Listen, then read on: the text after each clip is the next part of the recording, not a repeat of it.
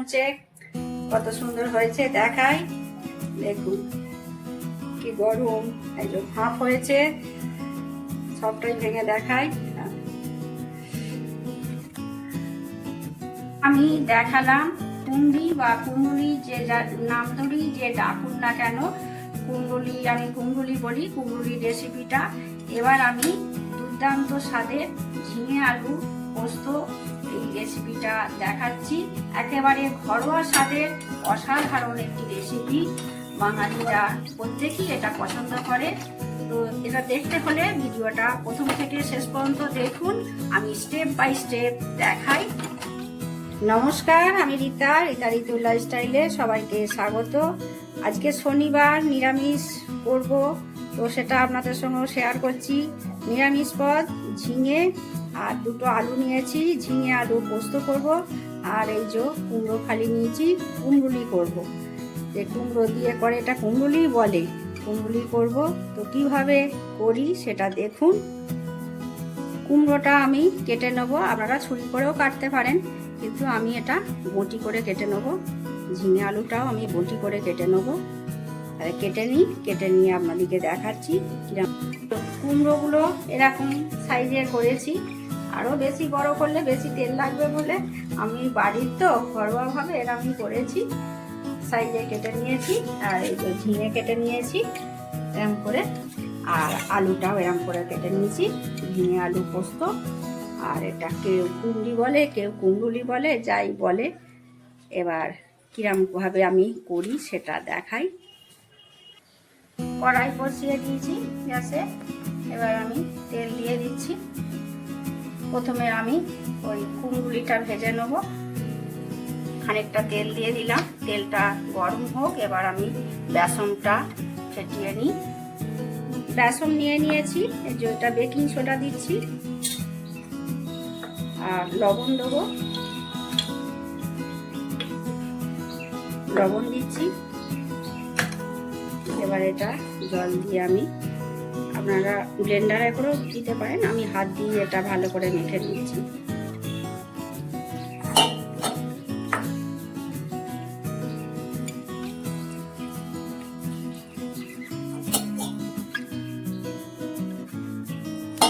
অল্প অল্প জল দিয়ে করব, নাহলে বেশি জল হয়ে গেলে পাতলা হয়ে যাবে। মাঝারি ব্যাটারটা তৈরি করব, খুব পাতলাও হবে না আবার খুব মোটাও হবে না। আর একটু দেবো,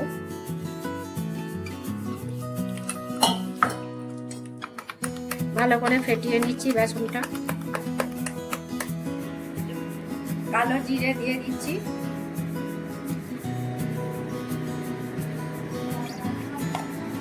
আর পোস্ত একটু দিয়ে দেবো, গোটা পোস্তর দানা অল্প দিয়ে দিচ্ছি পোস্ত। এবার আবারও একটু ভালো করে আমি ফেটিয়ে নিচ্ছি। কালো জিরে দিলে আর পোস্তটা দিলে ভালো টেস্ট হয়।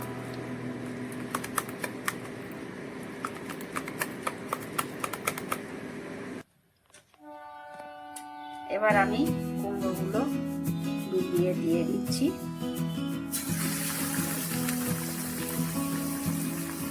তেলটা হয়েও গেছে।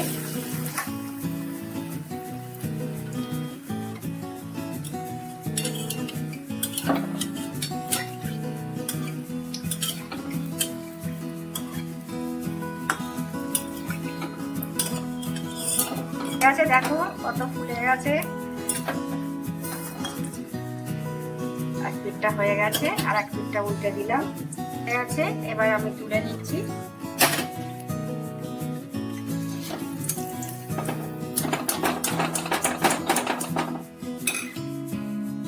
তখন নুন একটু মাখিয়ে রেখেছিলাম, তবু আপনাদেরকে তো বলা হয়নি, দেখানো হয়নি। আর একবার দেখিয়ে দিচ্ছি, নুনটা এরকম মাখিয়ে নেবেন।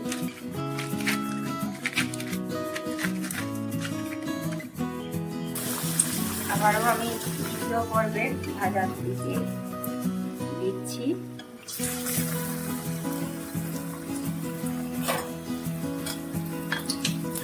ফুলে গেছে, উল্টে দিই।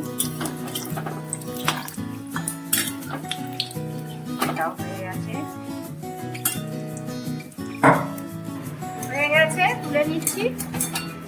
ফ্যানটা চলছে, নালে তো খুব ঝাঁঝ আসবে, ওই জন্য রেখে দিয়েছি। এই যে হলো, এটা আরো এখনো হবে। হয়ে গেছে, এবার আমি তুলে নিচ্ছি।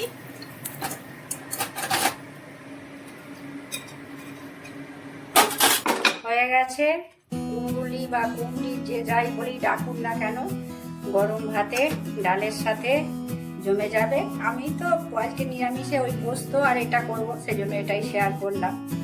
দিয়ে দিলাম। এবার আমি ওই কুমড়ুলি যেটা ভেজেছিলাম ওই তেলেই দিয়েছি। এবার আলুগুলো দিয়ে দিচ্ছি। আলুগুলো প্রথমে পোস্তর আলুগুলো নেড়ে চেড়ে ভেজে নিচ্ছি।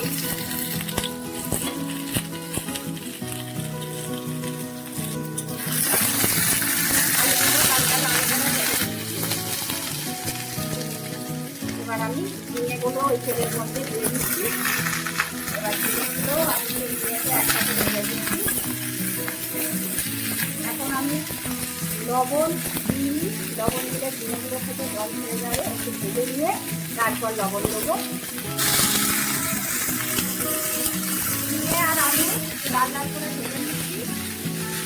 লবণ দিলে জল ছেড়ে যাবে, লাল করে ভাজা হবে না, ওই জন্য আমি লবণটা দিই। আগে ভেজে নিয়ে তারপরে লবণ দেবো। ভেজে নিয়েছি, এবার লাল হয়ে গেছে ভাজা আলুগুলো দিয়ে। এবার আমি লবণ দিচ্ছি। এবার লবণটা দিয়ে ঝিঙে আলুগুলো নেড়ে চেড়ে আবারও ভালো করে ভেজে নিচ্ছি। এবার ঝিঙে থেকে জল ছাড়বে, আর জল আর দেবো না, এটাই আমি চাপা দিয়ে রেখে দিচ্ছি। আর এবার আমি পোস্তটা বেটে নেবো। কম আঁচে ঢাকা দিয়ে ঝিঙে আলুটা লবণ দিয়ে ঢাকা দিয়ে দিয়েছি, ওটা ততক্ষণ সেদ্ধ হয়ে যাবে অতি। আর এবার আমি পোস্তটা বেটে নিই। এই যে পোস্ত নিয়েছি, তাতে আমি কাঁচা লঙ্কা দিয়ে দিচ্ছি, একটা বড় কাঁচা লঙ্কা আর একটা আধখানা দেবো, এটা দিচ্ছি। পোস্তটা বেটে নিচ্ছি।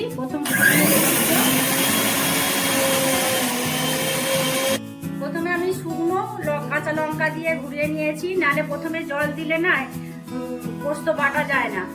দিয়ে এইবার জল দিচ্ছি আমি। এবার জল দিয়ে আরেকবার ঘুরিয়ে নেবো, তাহলে পোস্তটা ভালো বাটা যাবে। যারা নতুন, যারা পুরনো তারা জানে, আর যারা নতুন তারা তো জানবে না। পোস্ত প্রথমে শুকনো মিক্সিতে ঘুরিয়ে নিতে হয়, তারপর জল দিয়ে বাটতে হয়। এবার জল দিয়ে একবার ঘুরিয়ে নিতে হয়। এই যে হয়ে গেছে বাটা।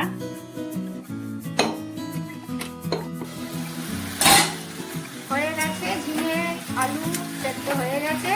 এবার আমি পোস্তটা যে বেটে নিয়েছিলাম এই পোস্তটা দিয়ে দিচ্ছি।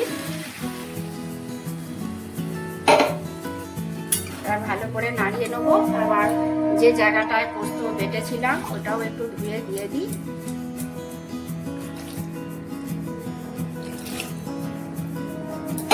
পোস্ত সবাই ভালোবাসে, এরকম ভাবে ঝিঙে আলু পোস্ত করবে, ভালো লাগবে।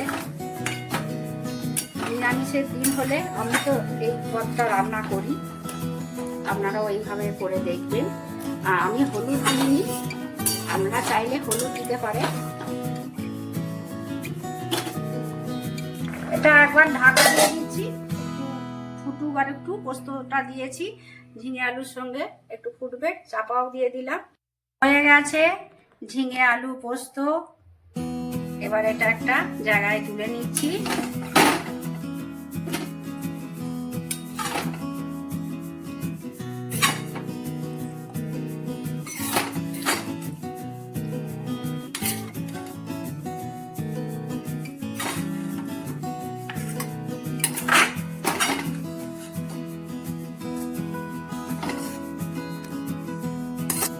দেখুন কত সুন্দর ঝিঙে আলু পোস্ত রেডি। আজকের ভিডিওটা তাহলে এখানেই শেষ করছি। আপনারা ভালো থাকবেন, সুস্থ থাকবেন। দেখা হচ্ছে পরবর্তী ভিডিওতে।